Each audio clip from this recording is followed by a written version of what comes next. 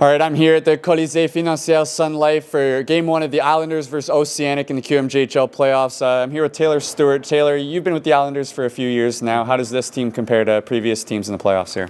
I think fans can expect a team that's the best they've seen since going on that finals run. The last 2 years, going out 4 straight in both series, it's been tough, but this team's got a bit more bite, a few more guys with a little more seasoning, like Butler and Kiersey here for a couple of years now. So I think fans can expect a team that's ready to crash the party, ready to cause some chaos for the Memorial Cup hosts.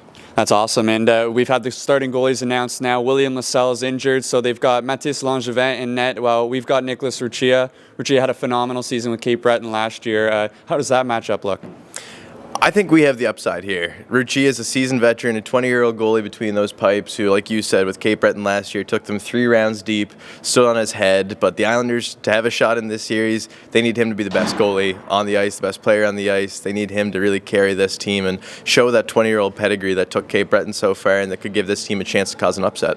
And no Ross Campbell in the lineup tonight, missing our top goal scorer. How much of a loss is that for the Islanders? Well, it's huge. You never want to go into a series like this, especially against Memorial Cup hosts, without your top scorer, a guy that's really the lifeblood of this organization. But they still have guys that are able to pick up the slack. We've seen Anthony Flanagan coming on hot lately. Kyle Powers in his second year now has 13 goals, I believe, and he's a guy that they really need to step up and show some grit here. So guys like Flanagan deeper down the lineup with Powers and even Seymour or a guy like Heron, there's going to be guys that need to step up and really kind of break out in this series.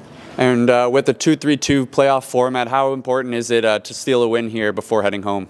Well, it's huge. You don't love the fact that you have a Tuesday, Wednesday home games here in this series, but you steal a win here in Rimouski, you go back with a 1-1 split, and then all of a sudden you got a Friday game at home in Charlottetown, a crowd that's going to be lively. So that Friday game would be huge to get Charlottetown their home. And just over an hour left before game time here in Rimouski for Game 1.